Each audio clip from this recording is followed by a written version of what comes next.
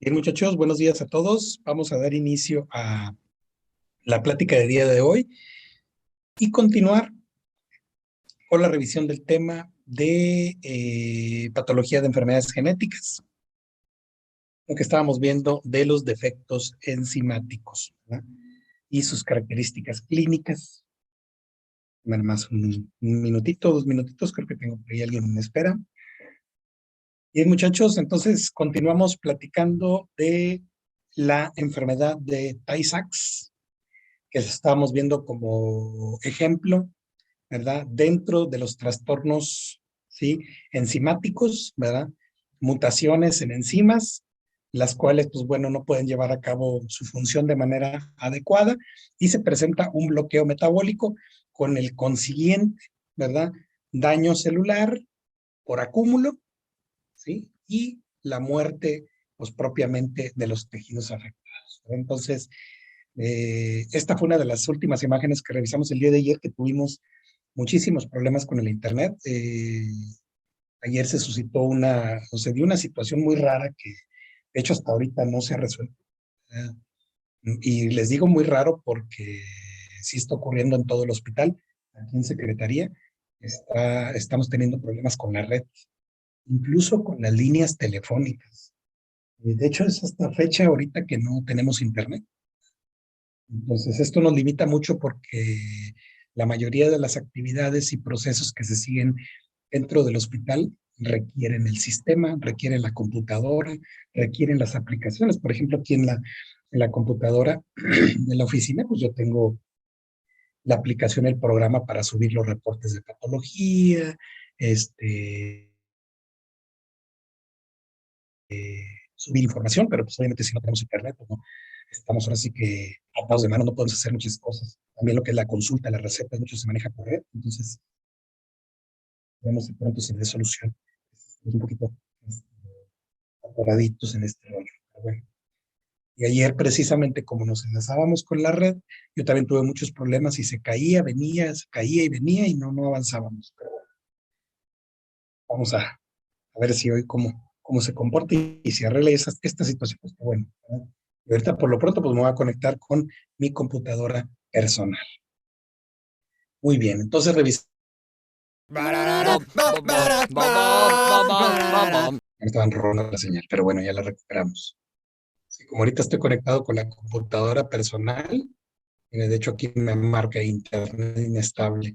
Pues estoy ocupando el internet del teléfono, entonces cualquier cosa que me llegue, pues me bloquea momentáneamente la, la línea. Pero bueno, veíamos los cambios tisulares, los cambios histológicos que se presentan en las células. Revisábamos los cambios tisulares que se presentan en las enfermedades por defectos enzimáticos, que la clave patológica es encontrar las células en donde se acumula dicho sustrato. En el caso de la enfermedad de Tay-Sachs, pues vemos aquí en la imagen histológica, precisamente en la fotografía de arriba, pues una imagen de tejido nervioso, ¿sí? Esto que estoy delimitando con la flecha, pues corresponde a una neurona precisamente bien gordita y distendida por el gran acúmulo de elementos que no se pueden digerir dentro de los lisosomas. Acá en el microscopio electrónico muy característico, obviamente con muchísimo, gran aumento, el patrón de este defecto enzimático que deja un gran acúmulo de gangliósido GM2, dando un patrón muy característico a manera de capitas de cebolla en el microscopio electrónico. Otro rasgo que tiene la enfermedad de Tay-Sachs lo tenemos a nivel de las neuronas de la retina, donde el acúmulo, igual de gangliósido GM2, ¿sí? Se deposita cerca de los márgenes de la mácula. Ya luego cuando lleven oftalmo van a entender un poquito cuáles son las regiones que se estudian del ojo y sobre todo que se pueden ver con el oftalmoscopio, ¿verdad?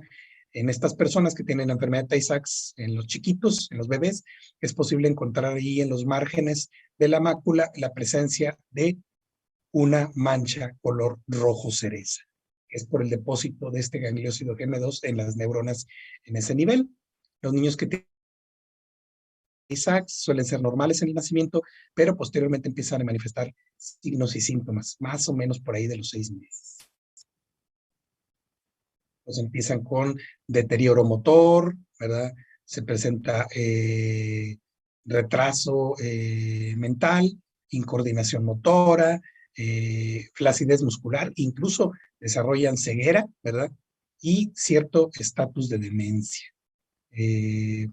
Prácticamente en los primeros 2 años de vida llegan a un estado vegetativo, seguido por la muerte dentro de los primeros 3 años de vida. Entonces, pues, la enfermedad de Tay-Sachs es una enfermedad un poquito complicada como defecto enzimático, porque hasta ahorita, pues sí, tiene una evolución muy rápida, ¿verdad? Y a pesar de que ahorita en muchas enfermedades de este grupo ya se les está invirtiendo terapia génica para tratar de dar un arreglo al problema, ¿verdad? En muchos de los casos, pues, los pacientes son muy chiquitos y fallecen en edades muy tempranas y no se les alcanza a brindar mucho apoyo terapéutico. Otro grupo de enfermedades que también pertenecen a los errores innatos del metabolismo está la enfermedad de Niemann-Pick tipo A y tipo B, ¿verdad? Porque también existe un tipo C, pero el tipo C lo vamos a ver después de esto, ¿verdad? Son dos trastornos, ¿verdad? Que se caracterizan por el acúmulo de los lisosomas de una sustancia llamada esfingomielina, ¿verdad? Obviamente por el defecto hereditario de la enzima que se encarga de su metabolismo, que se llama esfingomielinasa, ¿sí? Entonces, la enfermedad de Niemann-Pick tipo A y tipo B se debe a una deficiencia de esfingomielinasa y se acumula esfingomielina. Existe en una forma llamada tipo A, que es una forma grave, severa en los niños, con extenso involucro neurológico y visceral, ¿verdad? Por depósitos de esfingomielina prácticamente en todos lados, ¿verdad? Con un deterioro muy rápido y muerte en los primeros 3 años de vida. Entonces, la variante tipo A de Niemann-Pick, ¿verdad? Es una forma grave. El tipo B se considera, ¿verdad? Una forma crónica, donde predomina mucho el crecimiento de órganos internos, la organomegalia, y no suele haber involucro en el sistema nervioso central. Estos pacientitos con la variante tipo B suelen sobrevivir hasta la etapa adulta, ¿verdad? Estas dos enfermedades también suelen ser frecuentes en los famosos judíos askenaz. Entonces, la deficiencia enzimática bloquea la degradación de esfingomielina con el resultado de un acúmulo de lípidos, ¿verdad? Dentro de los lisosomas, ¿verdad? ¿Dónde se va a dar el acúmulo? Principalmente en el sistema fagocítico mononuclear, ¿verdad? En donde estas células del sistema fagocítico pueden crecer tanto por el acúmulo de esfingomielina, ¿sí? Pueden llegar a tener tamaños de hasta 90 micras, ¿verdad? Por una gran distensión lisosómica. Estas células que algunos les llaman macrófagos espumosos cargados de lípidos, ¿verdad? Se distribuyen en muchos sitios del cuerpo humano, ¿verdad? Formando siembras, ¿verdad? Depósitos en sitios como el vaso, el hígado, ganglios linfáticos, médula ósea, amígdalas, tubo digestivo, pulmones, ¿verdad?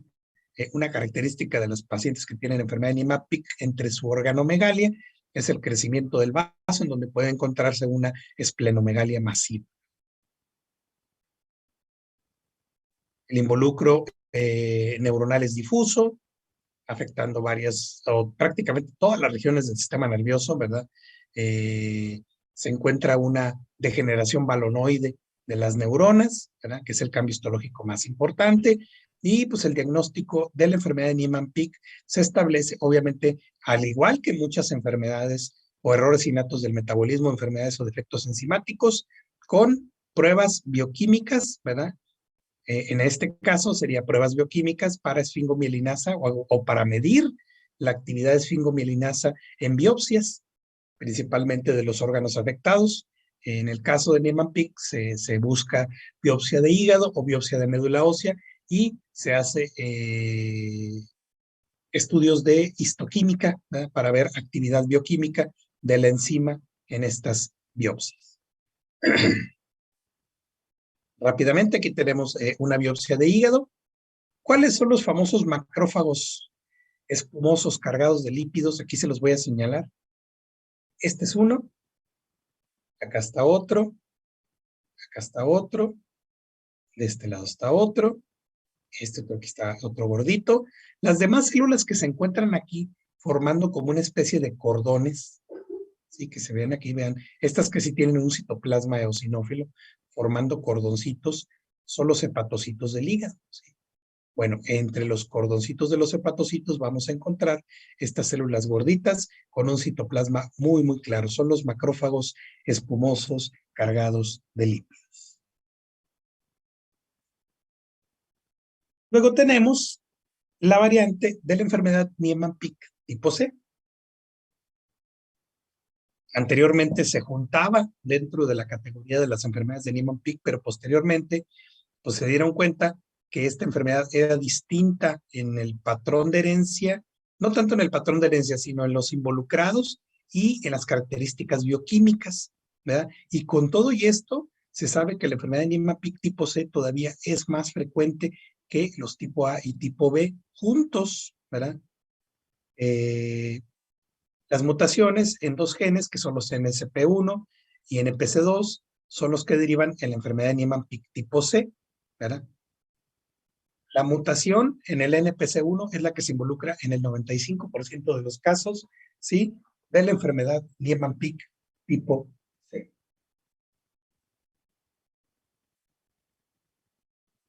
¿Cuál es la característica fisiopatológica que tiene la enfermedad de Niemann-Pick tipo C?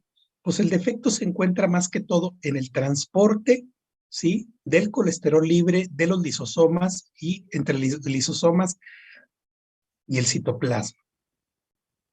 A diferencia del Niemann-Pick tipo A y tipo B, en donde la deficiencia es meramente dentro del lisosoma por la deficiencia de la esfingomielinasa. Aquí no, aquí está involucrado un defecto en el transporte de colesterol libre entre lisosomas y citoplasma. ¿Sí? Cuando se presenta la enfermedad de Niemann-Pick tipo C, podemos encontrar datos de hidrops fetalis, muerte súbita, hepatitis neonatal y, de una manera más frecuente, el Niemann-Pick tipo C se asocia a una forma crónica que también tiene un involucro de deterioro neurológico. ¿Ok? Tenemos otro error más del innato del metabolismo, ¿verdad? Y esta sí, entre las cosas raras de los errores innatos del metabolismo, es una de las menos raras, que es la enfermedad de Gaucher, ¿eh? O se refiere a un trastorno, ¿verdad? O trastornos con un patrón de herencia autosómico recesivo, como todos los errores innatos del metabolismo, ¿sí? En genes que codifican a una enzima que se llama glucocerebrosidasa.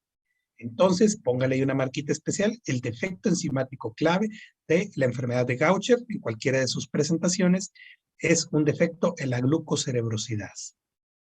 Fíjense, es considerada la enfermedad de Gaucher la enfermedad por depósito lisosómico más frecuente. Así lo considera la bibliografía Robbins. Entonces, entre lo raro, la enfermedad de Gaucher es la menos rara. Entonces, hay más posibilidades de que se puedan encontrar en algún momento de su vida y su ejercicio profesional a algún pacientito de estos. Entonces, normalmente esta enzima, la glucocerebrosidasa, ¿verdad?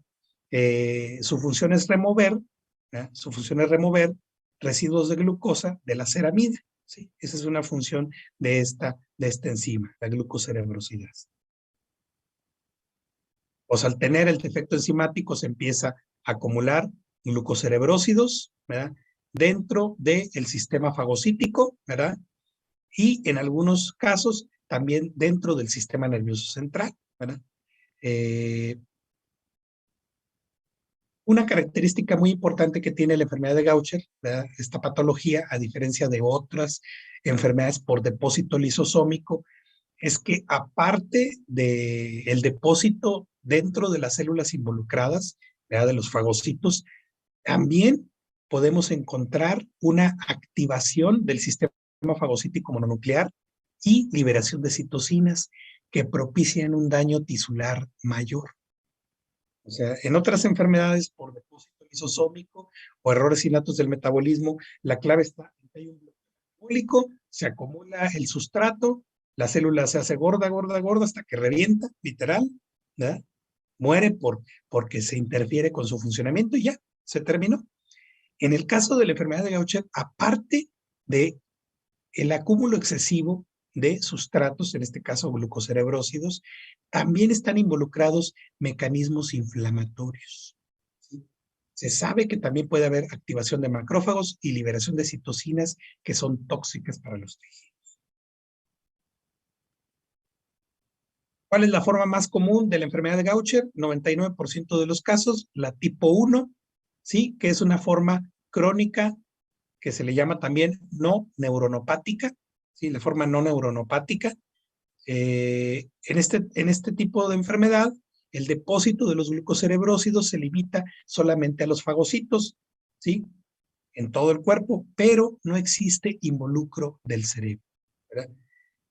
Una característica de esta variante tipo 1 es un depósito de glucocerebrósidos en fagocitos en todo el esqueleto y en el vaso, ¿sí? Es lo que domina la enfermedad. Tenemos un tipo 2, que es la que le llaman forma aguda neuronopática, ¿sí? En esta forma de enfermedad de Gaucher, pues sí vamos a encontrar, ¿sí? Un patrón cerebral agudo, intenso, ¿verdad? Podemos encontrar un crecimiento de hígado y vaso, una hepatoesplenomegalia que puede ser masiva, ¿verdad? Y lo que domina la enfermedad de Gaucher tipo 2 es el involucro, ¿sí? Es el involucro del sistema nervioso central con muerte en edades tempranas. Entonces, la forma grave es la forma tipo 2 o forma aguda neuronopática por el involucro del sistema nervioso. Tenemos un tercer patrón, que es un patrón tipo 3, que es un tipo intermedio entre las dos anteriores, ¿verdad? Estos pacientes tienen involucro sistémico, ¿verdad? Como en el tipo 1, ¿sí? Fagocitos llenos de glucocerebrósidos en todo el esqueleto, ¿verdad? Pero, ¿sí? La enfermedad dentro del sistema nervioso central, ¿verdad? Es más leve, ¿sí? Con una evolución más lenta y les permite llegar a la adolescencia o la etapa temprana de la edad adulta, ¿verdad? ¿Cuál es la fisiopatología y los hallazgos morfológicos? Pues el acúmulo de glucocerebrósidos, ¿sí? En grandes grupos dentro del sistema fagocítico mononuclear, ¿verdad? Pues prácticamente en todo el cuerpo. Y esto lo tenemos en cualquiera de las variantes de la enfermedad de Gaucher. Entonces, pudiéramos tomar una biopsia, ¿sí? Ya sea de hígado, una biopsia de médula ósea, para buscar histoquímica para ver actividad enzimática, que está obviamente ausente de la glucocerebrosidasa, ¿verdad? Por métodos de laboratorio, con una biopsia hepática, con una biopsia de médula ósea. ¿Por qué? Porque el acúmulo de glucocerebrósidos está en todo el cuerpo, en cualquiera de las variantes. Pues los fagocitos se encuentran distendidos, ¿verdad? Se encuentran dispersos en el hígado, en el vaso, en el hígado, en la médula ósea, ganglios linfáticos, amígdalas, timo, placas de Peyer, ¿verdad? Las células de Gaucher las describen gorditas, ¿verdad? Pero más que un aspecto vacuolado, la describen morfológicamente con un citoplasma de aspecto fibrilar, ¿sí? Eh, Algunos comparativamente hacen la correlación de que las células de Gaucher, ¿verdad? Que son las células que tienen este depósito lisosómico, pueden tener un citoplasma fibrilar debido, o más bien con un patrón llamado en papel arrugado, como si fuera papel arrugado. Bueno, esto con algo de imaginación, porque no soy tan así. De hecho, vienen por ahí. Ahorita les voy a poner unas fotografías, ¿verdad? Donde vienen dos muestras que de hecho son de imágenes tomadas de su libro, una biopsia de médula ósea, creo que es una biopsia hepática, en donde se puede ver las células de Gaucher, ¿verdad? Que pueden ser muy grandes, de hasta 100 micras, ¿verdad? Con uno o dos núcleos excéntricos, el material en el citoplasma que hace que tenga este aspecto fibrilar es un material, esto es muy importante, Paz positivo. Se tiñe con el ácido periódico de Schiff. Y ya cuando observamos con el microscopio electrónico este citoplasma fibrilar o en papel arrugado, se puede encontrar obviamente los lisosomas distendidos y el arreglo, ¿verdad?, de los lípidos da un patrón que algunos definen a manera de bicapas, ¿sí? O pilas de bicapas, más bien como si fuera a manera de pila de bicapas, ya visto con el microscopio electrónico. Entonces, si tenemos una biopsia hepática o una biopsia de médula ósea, sospechamos con la enfermedad de Gaucher, de batalla no podemos dejar pasar pedirle un PAS. Porque si es de enfermedad de Gaucher nos va a pintar positivo. Aquí tenemos rápidamente, ¿verdad? Arriba un frotis, ¿verdad? De hecho, aquí se pueden ver los eritrocitos, los glóbulos rojos, y aquí se puede ver una célula de Gaucher, el núcleo excéntrico y el citoplasma de aspecto más que todo fibrilar, no tanto vacuolado, fibrilar. Y acá con hematoxilina y eosina. Pero igual no dejan de ser células muy grandes y muy gorditas. Vean el núcleo excéntrico y el citoplasma intensamente claro. Pues entre los hallazgos clínicos que tenemos en este trastorno del metabolismo, podemos observar crecimiento de ganglios linfáticos, ¿verdad? De manera leve a moderada en todo el cuerpo. La acumulación de células de Gaucher lo podemos encontrar en la médula ósea entre el 70 y el 100% de los casos de la enfermedad de Gaucher tipo 1, ¿verdad? Incluso el depósito de células de Gaucher es tan intenso que puede crear zonas de erosión en el hueso, en la médula ósea, e incluso conllevar un incremento del riesgo. Entonces presenta una distensión importante de la médula ósea por un depósito excesivo de células de Gaucher. Pues las personas que tienen la variante aguda, ¿sí?, la variante neuronopática, con involucro en el sistema nervioso, pues las células de Gaucher se acumulan también, ¿sí?, en unos espacios que están alrededor de los vasos sanguíneos, alrededor de las neuronas, que se les llaman espacios de Virchow-Robin. También el depósito de estos glucocerebrósidos los podemos encontrar en el sistema nervioso en estas áreas llamadas espacios de Virchow-Robin. Aunque es muy importante señalar que el depósito de los lípidos no está en las neuronas, ¿verdad? Se encuentra en los fagocitos, que son, a fin de cuentas, las células de Gaucher, ¿verdad? También, ¿verdad? Se tiene dentro de la teoría, ¿verdad? Y dentro de la fisiopatología de la enfermedad, que probablemente los fagocitos que se encuentran, o las células de Gaucher, que se encuentran cerca o alrededor de los vasos sanguíneos, son las responsables de secretar citocinas, activarse, y es daño y destrucción de las neuronas que se encuentran cerca, ¿sí?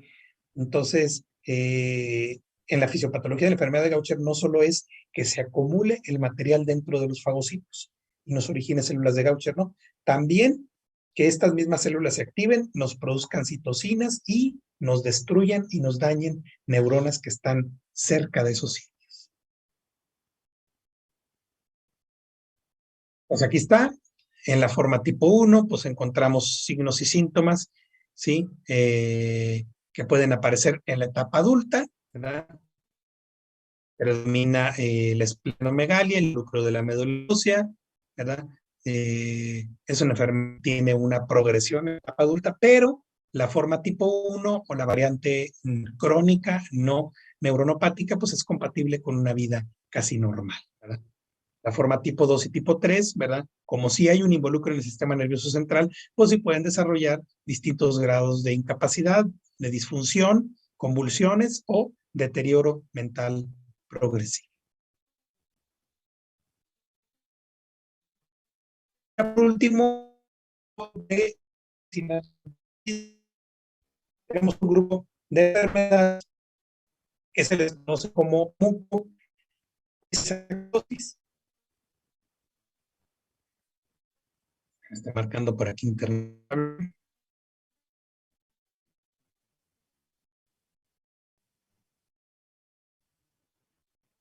Pero ahora sí, apareció el cuadrito. A ver, uno, dos, tres. ¿Escucha ya?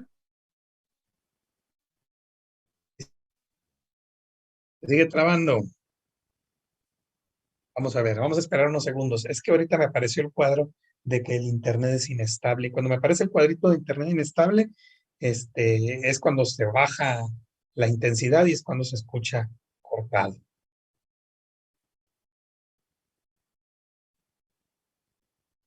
Vamos a ver ahí cómo se escucha. ¿Ya se escucha mejor? Sí, sí, no, no. ¿Cómo se oye ahorita?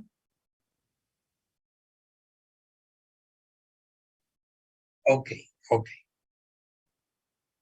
Bueno, les comentaba que tenemos el último grupo de errores innatos del metabolismo que se revisan en esta bibliografía, porque les digo que pues, la cantidad de enfermedades de este grupo de trastornos autosómicos recesivos pues es bien grande, es una lista grandísima de defectos enzimáticos, sería imposible terminarlos, ¿verdad? Entonces mencionamos los más importantes, como la enfermedad de Tay-Sachs, como la enfermedad de Gaucher, la enfermedad de Niemann-Pick, que son, digamos, entre las menos raras, ¿verdad? Incluimos un grupo de enfermedades que también pertenecen a los errores innatos del metabolismo, que se llaman mucopolisacaridosis, ¿verdad? Este grupo de enfermedades resultan de deficiencias, ¿sí? Trastornos genéticos que involucran enzimas, ¿sí? Que se relacionan con la degradación de los mucopolisacáridos, por eso se les llama mucopolisacaridosis, ¿verdad? ¿Quiénes son los mucopolisacáridos? Pues los glucosaminoglucanos. Yo creo que ya al conocer la palabra glucosaminoglucanos ya se les hace más familiar el concepto, ¿verdad? Entonces, la bronca de las mucopolisacaridosis está en defectos enzimáticos que involucran degradación de los GAC, ¿verdad? Todo este grupo de enzimas, ¿verdad? Involucradas en la degradación, ¿verdad? Se encargan de, tienen que ver, ¿verdad? Más que todo con la degradación de grupos de azúcares terminales, ¿verdad? De polisacáridos que se encuentran, o de cadenas de polisacáridos que se encuentran dentro de polipéptidos, ¿sí? O proteínas centrales de los glucosaminoglucanos.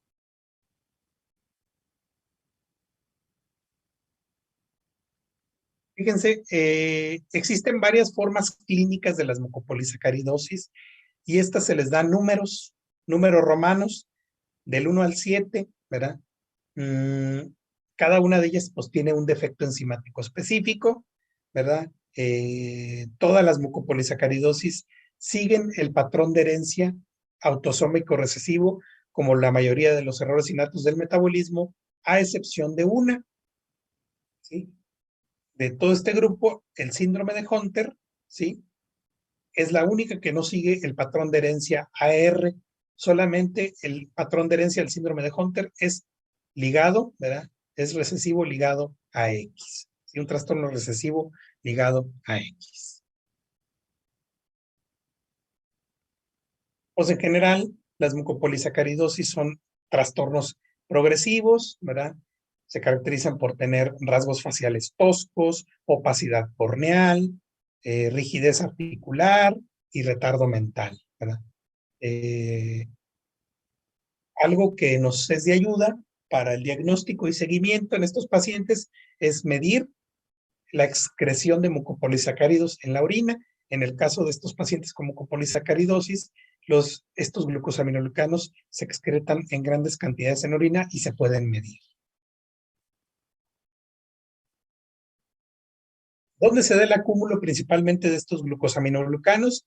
Pues principalmente en los fagocitos. Y volvemos a lo mismo, sistema fagocítico mononuclear, aunque aquí también se depositan en el endotelio vascular, en la capa íntima, ¿verdad? De muscular de los vasos sanguíneos, fibroblastos, prácticamente dispersos en todo el cuerpo. Los sitios más comunes donde se encontramos el depósito de estos glucosaminoglucanos, pues está el vaso, el hígado, la médula ósea, ganglios linfáticos, vasos sanguíneos en general y también el corazón. ¿Qué vemos en el microscopio? En el caso de las mucopolisacaridosis, pues que las células afectadas se encuentran grandotas, tienen una degeneración balonoide también, ¿sí? Con un aparente citoplasma claro, ¿verdad?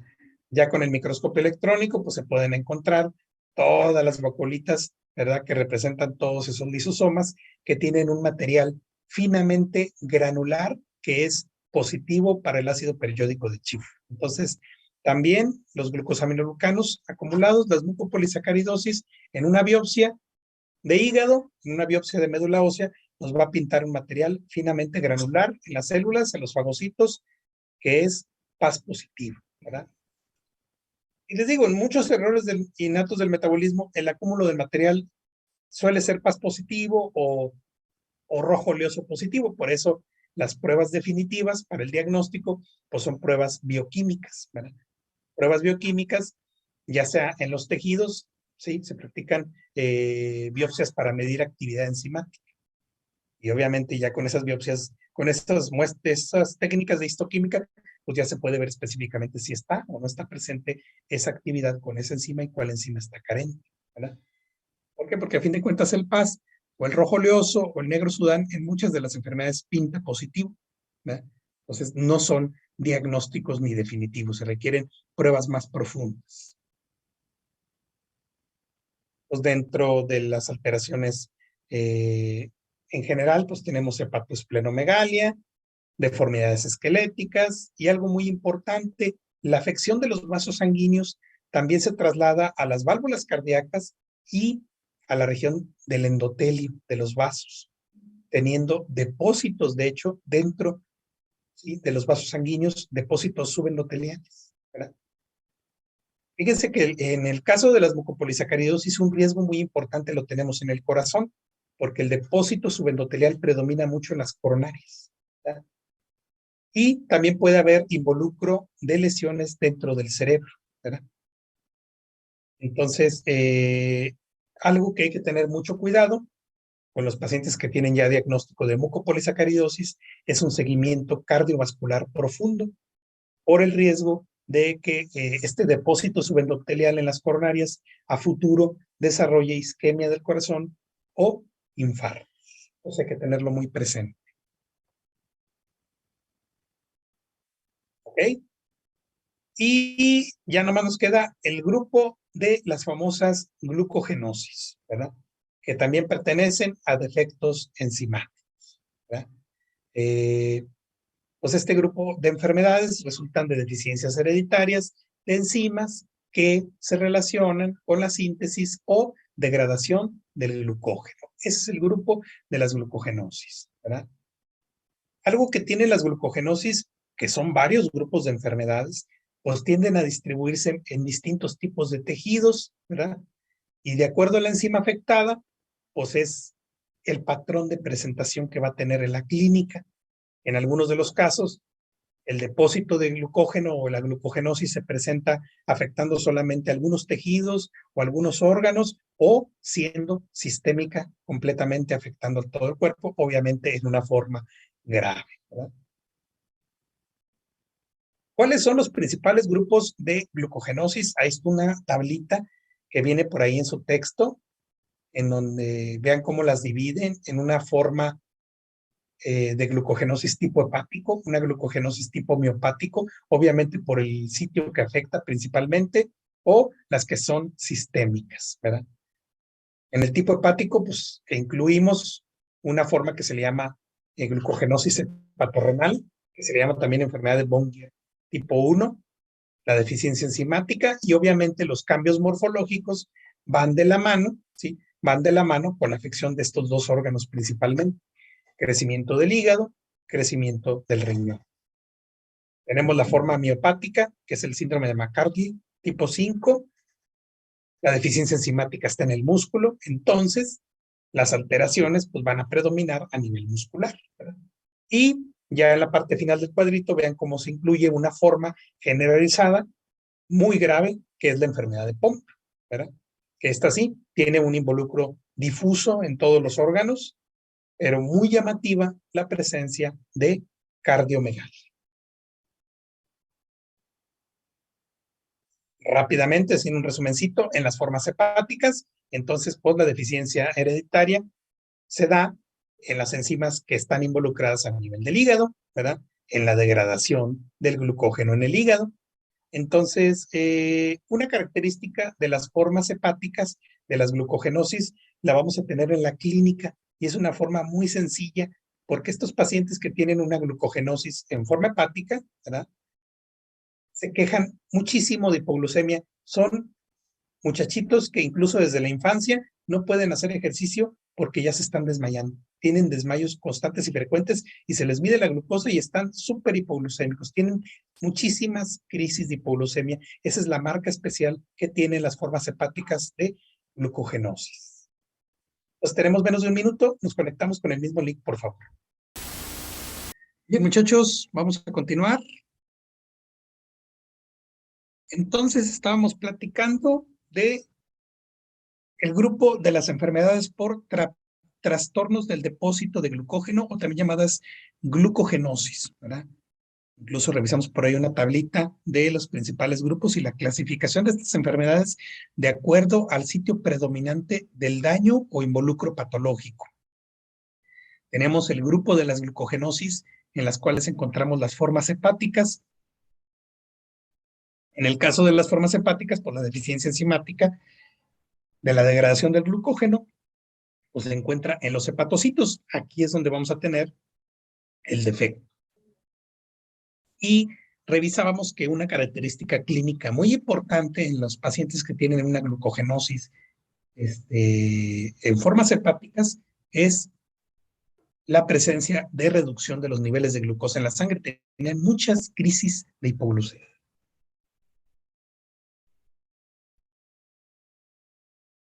En el caso de las formas miopáticas, ¿verdad? Los pacientes suelen tener muchos calambres musculares con el ejercicio, ¿verdad? Terminando el ejercicio desarrollan muchísimos calambres, ¿verdad? Una característica de ellos es que se miden los niveles de lactato en sangre venosa y estos pues no se incrementan, ¿verdad? No hay incremento de lactato en sangre venosa, ¿verdad? Por un bloqueo en la glicólisis, ¿verdad? Y tenemos un grupo de glucogenosis en donde la forma de presentación, ¿verdad? Es más grave por un involucro más sistémico, ¿verdad? Aquí englobamos la deficiencia de alfa-glucosidasa, que también se le conoce como maltasa ácida, y la deficiencia o la carencia de la enzima ramificante.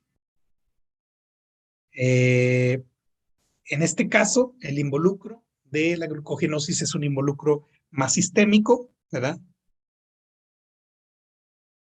El depósito de glucógeno lo encontramos en muchos órganos y por lo regular la muerte en estas personas es en edades tempranas, ¿verdad? En el caso, la deficiencia de alfa glucosidasa o maltasa ácida la encontramos en una enfermedad que se le conoce como enfermedad de Pompe o glucogenosis tipo 2, ¿verdad? En donde el involucro, les digo, es sistémico en muchos órganos, pero sobre todo lo más llamativo en estos pacientitos, porque les digo, mueren en etapas tempranas de la vida, sí, es el involucro del corazón. ¿Sí? Tienen una cardiomegalia muy, muy fuerte. Y rápidamente, nomás para ejemplificar una biopsia de un tejido que tiene glucogenosis, en este caso es el comparativo de un músculo normal en la fotografía del lado izquierdo y del lado derecho el músculo que está afectado por una glucogenosis. Obviamente nos referimos a una forma como es normalmente una célula de músculo, así rápidamente son células poliédricas con un citoplasma intensamente eosinófilo, ¿verdad? Esta intensa eosinofilia pues se debe a la gran carga de mioglobina que tiene. ¿Qué ocurre con las células que tienen una glucogenosis? Pues tienen una degeneración balonoide. Vean cómo los núcleos están excéntricos y el citoplasma intensamente claro por el depósito de glucógeno, ¿verdad? las células, pues sí, literal, tienen una degeneración balonoide con un intenso citoplasma, claro, el gran depósito de material de glucógeno. Entonces, en el caso de las formas miopáticas o en el caso de las formas hepáticas, pues no tenemos ningún problema. Con una biopsia podemos llegar rápido al diagnóstico y aparte apoyados con la clínica. Bueno, eso es en relación a los errores innatos del metabolismo, los trastornos o defectos enzimáticos. Vamos a cambiar de canal. ¿Ah? Vamos a dejar a un ladito todos los trastornos mendelianos, ¿verdad? Todos los trastornos mendelianos. Y vamos a platicar ahora de los trastornos cromosómicos, ¿verdad? Este grupo de enfermedades que también podemos observar con relativa frecuencia, ¿verdad? En nuestro medio, ¿verdad? Obviamente más frecuentes que muchos trastornos mendelianos, son los desórdenes que afectan a los cromosomas, ya sea en su estructura o ya sea en su número. Entonces, los trastornos de los cromosomas pues, engloban enfermedades en donde hay un número anormal de cromosomas o alteraciones en la estructura de los cromosomas, ¿verdad? Los errores que conllevan a estas anormalidades pueden presentarse ya sea en la meiosis o en las mitosis, ¿verdad? En donde las células van adquiriendo su complemento de múltiplo, ¿verdad? De 23 para llegar al cariotipo normal, ¿verdad? Existen trastornos en donde los defectos se pueden producir, por ejemplo, en la meiosis y ya en las células posteriores a la fecundación, ¿verdad? Al proceso de las primeras etapas embriológicas, ¿sí? Estas células no cuentan con un múltiplo normal de 23, ¿sí? Y este grupo de trastornos se les conocen como aneuploidías.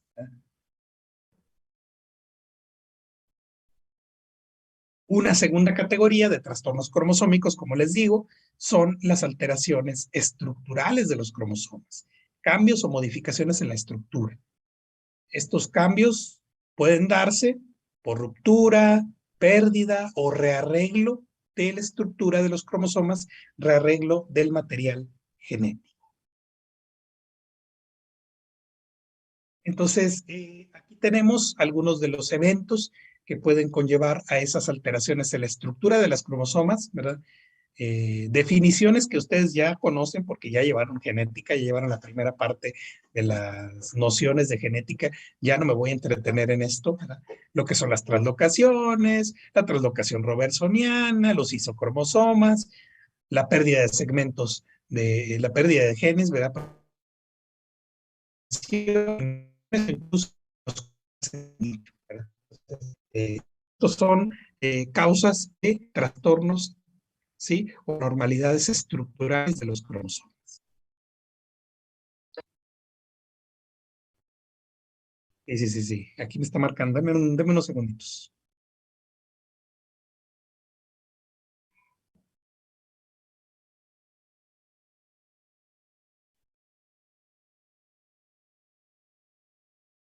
Deme un segundito porque todavía me marca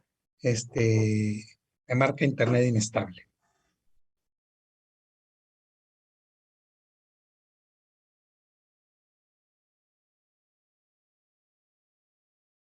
Ok. A ver, ¿ya se escucha bien ahí? Ya se recuperó. Por ahí. Sí, porque normalmente cuando me marca, les digo internet inestable, digo pasar unos segunditos en lo que se restablece la señal y ahora. Bueno, les decía rápidamente que en esta imagen, nomás les pongo así a grosso modo, ¿verdad? ¿Cuáles son las causas de los trastornos estructurales en los cromosomas?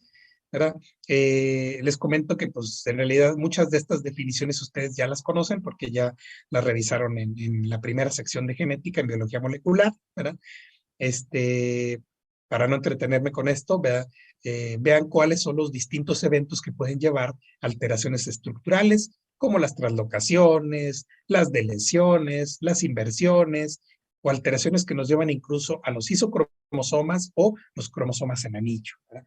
Cualquiera de estos mecanismos, sí, conllevan al desarrollo de una anomalía estructural en los cromosomas. Entonces, los trastornos cromosómicos o esta segunda sección que separó su texto de Robbins, ¿verdad? De enfermedades genéticas, engloba precisamente a enfermedades que tienen ya sea alteraciones numéricas, como las aneuploidías, o alteraciones estructurales, ¿verdad? Como los que se representa en esta imagen. Entonces, vamos a revisar a continuación algunos ejemplos de las principales, ¿verdad?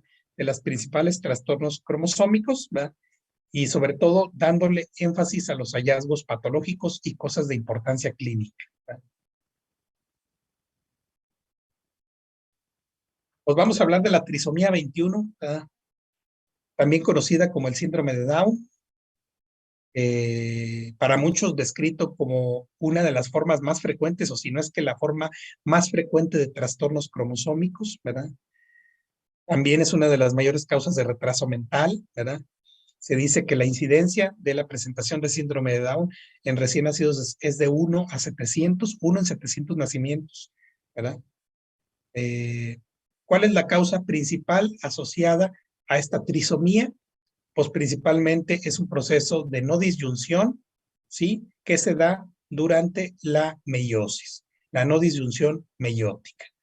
Es muy importante recordar que en la mayoría de los casos, si no es que en la totalidad, los papás de los niños que tienen síndrome de Down tienen un cariotipo completamente normal y un fenotipo completamente normal. Pues yo creo que ya imágenes o conocer a una persona que tiene una trisomía 21, pues yo creo que cualquiera, ¿verdad? Es ahora sí que un trastorno genético que incluso se puede diagnosticar desde que son bebés, ¿verdad? Son muy rasgos los característicos muy rasgos muy característicos que tienen los niños con trisomía 21. Dentro de las cosas importantes que no debemos olvidar en la fisiopatología, ¿sí? Es que sí está fuertemente relacionada la edad materna con el riesgo de tener la trisomía, ¿verdad?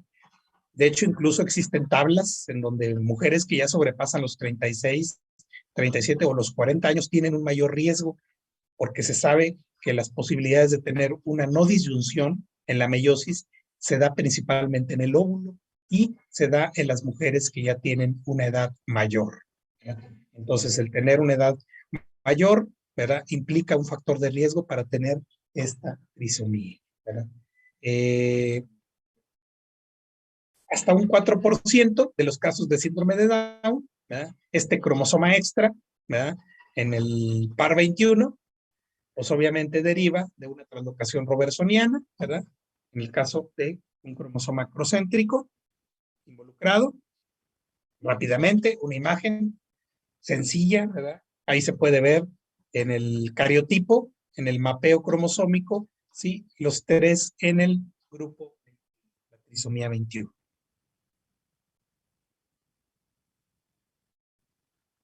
Se dice que el 1% de los pacientes que tienen síndrome de Down son mosaicos, ¿verdad?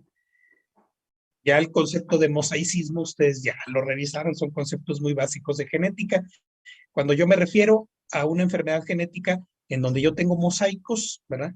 Pues me refiero a que estoy mezclando, ¿verdad? Estoy mezclando células que tienen un conteo cromosómico normal y células que tienen un conteo anormal, ¿verdad? En el caso del mosaicismo, con el síndrome de Down, pues la no disyunción, pues no se da en la meiosis, se da en la mitosis, ¿verdad? Eh, lo interesante de los pacientes con síndrome de Down que son mosaicos, ¿sí?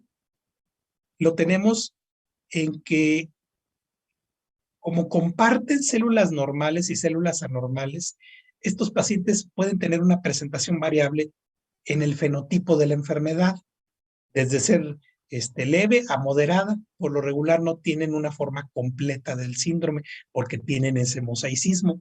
Comparten células normales y células anormales, entonces la expresión de los síntomas en muchos de los casos puede ser leve, ¿verdad? Entonces, si por ahí nos encontramos con un pacientito, ¿verdad? Que tenga síndrome de Down, pero que ustedes lo ven y los rasgos no se ven tan característicos y en realidad el coeficiente intelectual no está tan alterado, probablemente sea un mosaico. Son los que tienen una presentación más leve del fenotipo y de la clínica, ¿verdad? Pues ya ustedes han conocido alguna vez a un pacientito con la trisomía, ¿sí? Típicamente son niños muy juguetones, muy alegres, ¿verdad? Prácticamente no los hace enojar nada, ¿verdad? Incluso les digo lo que les decía ahorita, los pacientes que tienen mosaicismo, en el caso del síndrome de Down, pues prácticamente las características fenotípicas pueden ser muy leves y el coeficiente intelectual cercano casi a lo normal.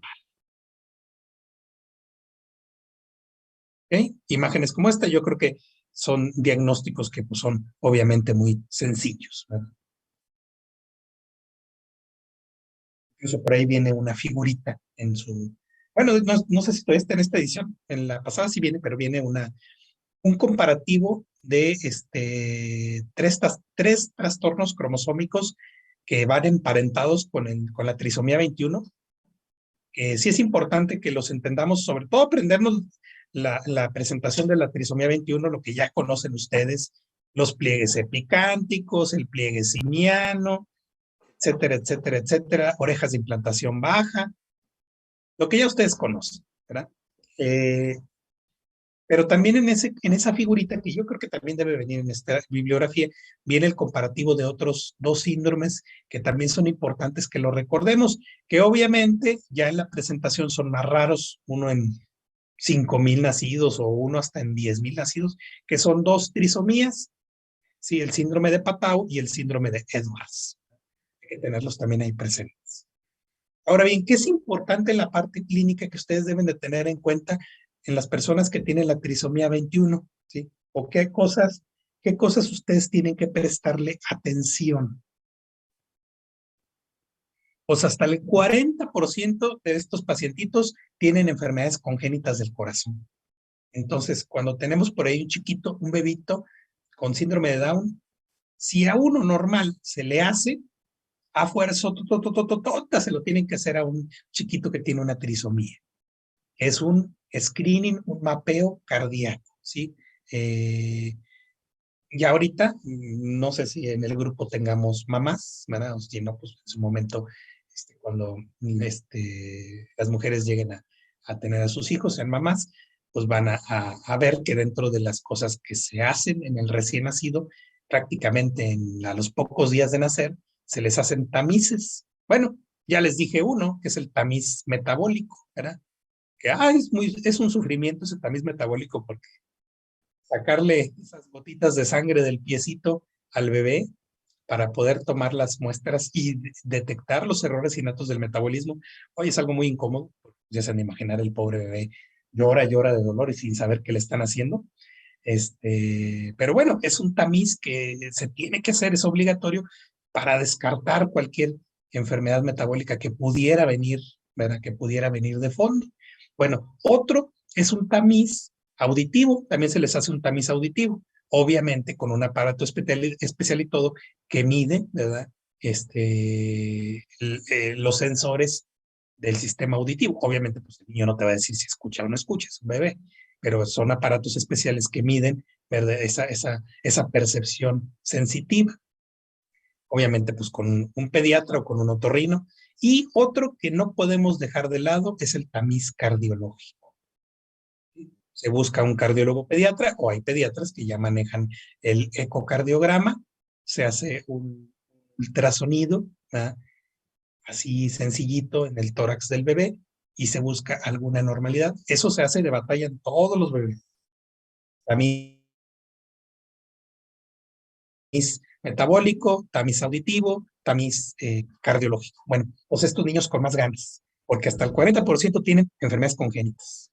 Defectos en el cojinete endocárdico, ostium primum, comunicaciones auriculares, comunicaciones ventriculares o incluso malformaciones en las válvulas auriculoventriculares.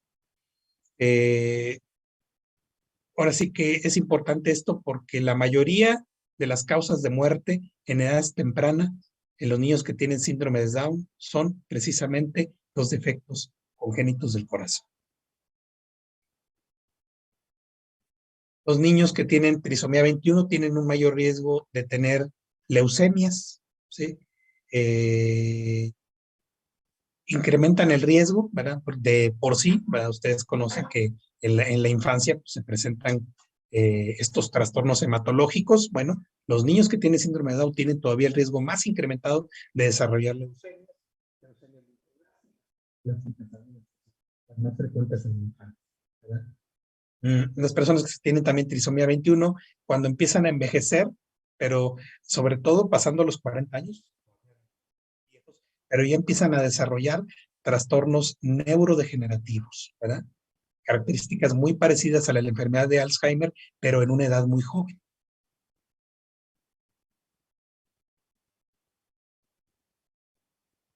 También las personas que tienen síndrome de Down tienen una respuesta inmunitaria un poquito anormal. Ellos se enferman muy seguido de infecciones y sobre todo de infecciones respiratorias. Hay que tener mucho cuidado con los pacientitos con trisomía 21, sobre todo en el invierno, ¿verdad? Hay que tenerlos vacunados porque sí es una comorbilidad importante por el riesgo de que desarrollen infecciones en el tracto superior y posteriormente estos se compliquen con neumonías. ¿Sí? Se compliquen con neumonía. Válgame Dios que se escuchó. Ok, entonces, otra cosa que tienen los pacientitos con trisomía 21, ¿sí? Pues es la posibilidad incrementada también de enfermedades autoinmunitarias, principalmente a nivel del tiroides, ¿verdad? Pero con todo y esto, sabemos muy bien que las personas que tienen trisomía 21 tienen una buena sobrevida, ¿verdad?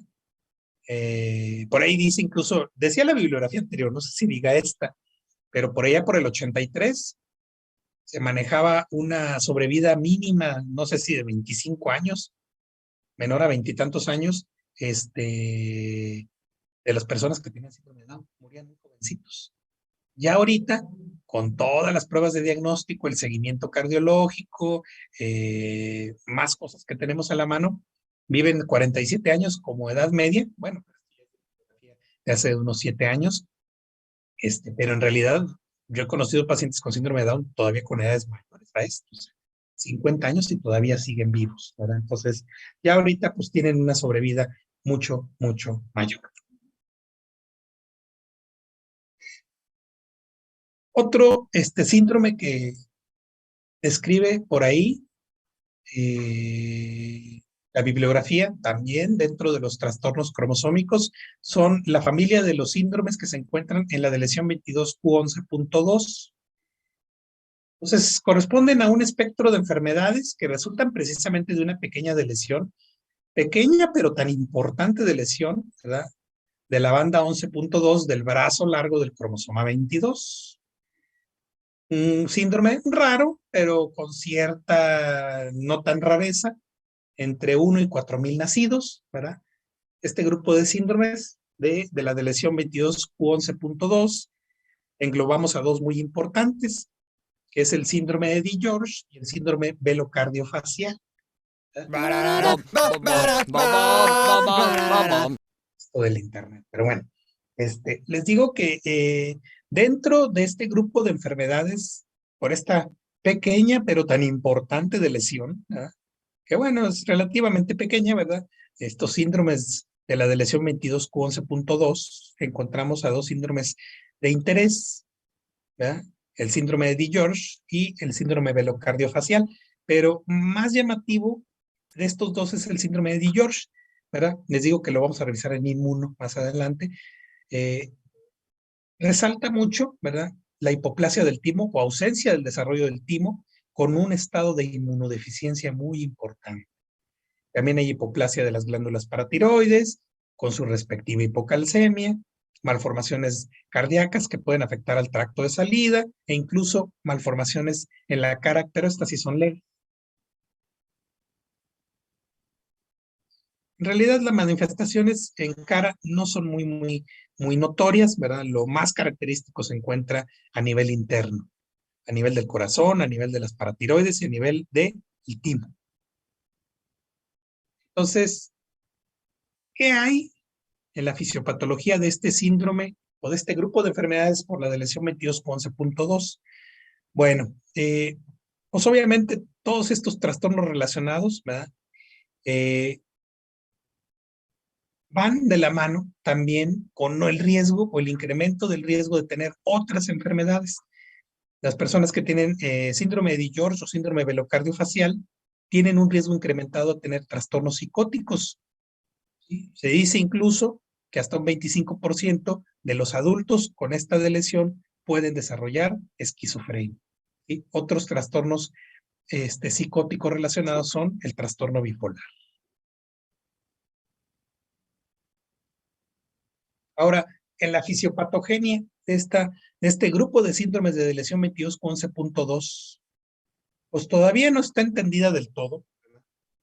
Eh, el sitio de lesión, incluso lo menciona por ahí el Robbins, aproximadamente de una longitud de 1.5 megabases, pero lo interesante es que esta lesión incluye muchos genes. ¿Eh? Yo creo que el más descrito de ellos o el más asociado a toda la fisiopatología es el famoso gen TBX1 o el factor de transcripción de la caja tipo 1, ¿sí? TBX1. Este gen se expresa en el mesénquima faringio, ¿sí? Y en el endodermo de esta región de estos arcos faringios. Entonces, como se encuentra la mutación de este gen TBX1 por la lesión, ¿verdad? En el caso de este grupo de enfermedades, pues se va a afectar al desarrollo de este mesénquima y endodermo de estos arcos faringios en la región de el cuello y la cabeza y afecta a distintas estructuras, ¿sí? De la cara, el timos, paratiroides o incluso corazón. ¿Ok? Tenemos a continuación el grupito de los trastornos relacionados con los cromosomas sexuales, que igual tienen relativa frecuencia de presentación en el ambiente médico. Vamos a revisar rápidamente algunos de ellos, ¿verdad? Porque ya se nos está terminando el tiempo, a ver hasta dónde avanzamos y ya dejar la última parte, yo creo que ya sería para el sábado. Pues, las enfermedades genéticas asociadas con los sexocromosomas, ¿sí? Los describe en la bibliografía y los describe la experiencia, ¿verdad? Médica, pues como trastornos más comunes, ¿verdad? Que las alteraciones en los autosomas, ¿verdad? Se dice, ¿verdad? Que los desbalances, ya sea el exceso o la pérdida de los cromosomas sexuales, son mejores toleradas que los autosomas. Y ya vieron ustedes, ¿verdad? En el caso de los autosomas, llega la trisomía 21 y trae todo un show de cuadros clínicos, ¿verdad? Igual el Edwards, igual el Patau, igual una pequeña de lesión, como el ejemplo del grupo de síndromes 22.11.2, o sea, los desbalances en los autosomas son menos tolerables, producen más cuadros clínicos, y los desbalances en los cromosomas sexuales presentan cuadros clínicos, sí, pero son mejor tolerados, ¿verdad? Tienen un riesgo a lo mejor de enfermedades no tan graves comparados con los otros.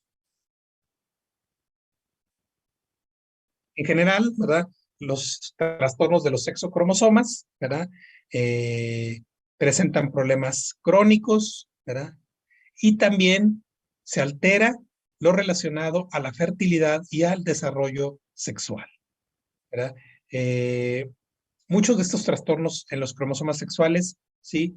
No se diagnostican en el nacimiento, se diagnostican hasta en primera vez durante la pubertad, que es cuando surge la aparición de los caracteres sexuales secundarios, ¿verdad? Y pues obviamente en estas personas se ve alterado esta aparición por el problema del defecto cromosómico, ¿verdad? También se sabe que dentro de los trastornos de los cromosomas sexuales, a mayor número de cromosoma X en el defecto, ¿sí? Mayor riesgo de tener retraso mental. Los trastornos de los cromosomas sexuales pueden afectar a los hombres y pueden afectar también a las mujeres.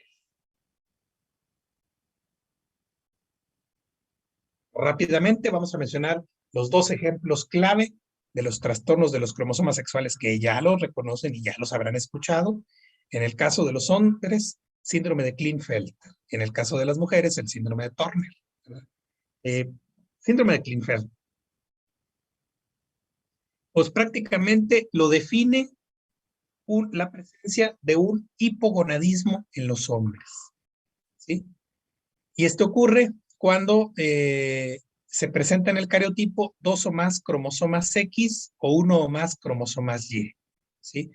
Es una de las formas más frecuentes de trastornos de los cromosomas sexuales, ¿verdad? Y dentro de las causas de hipogonadismo es una de las más importantes. Si tenemos un hombre joven con un hipogonadismo, ya sea en la clínica y en el laboratorio, hay que prestarle atención porque probablemente pueda ser un síndrome de Klinefelter. La incidencia de este trastorno de los cromosomas sexuales pues es relativamente frecuente. Vean la presentación, uno en cada 660 nacimientos de hombres. Entonces, pues, es un trastorno no tan raro, ¿eh? Dentro del fenotipo, ¿verdad? Que les digo que muchos de estos casos brincan hasta la pubertad, ¿verdad? Porque es cuando ya se presenta el mayor desarrollo y sobre todo en la parte sexual, muestran un rasgo eunucoide, eh, con brazos largos, algo muy llamativo lo tenemos a nivel de los testículos, los cuales son pequeños, ¿verdad? Igual que un pene pequeño, y la ausencia de la aparición de los caracteres sexuales secundarios. Esto es muy importante, ¿verdad? Casi no les aparece vello axilar ni púbico, la barba también es muy escasa, no hay vello a nivel del tórax, ¿verdad? Y también el IQ mental, ¿sí? Puede estar un poquito por abajo de lo normal, ¿verdad? Pero en realidad no desarrollan un retraso mental tampoco, ¿verdad? Pero sí suelen tener un IQ disminuido, tienen dificultades de atención y para poder leer.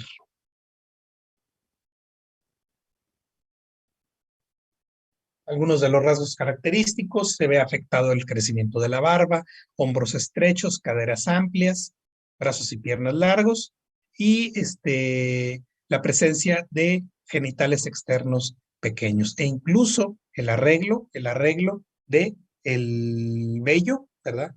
El vello púbico suele tener un patrón ginecoide, ¿verdad? Suelen tener también un poco más de crecimiento mamario, ginecomastia.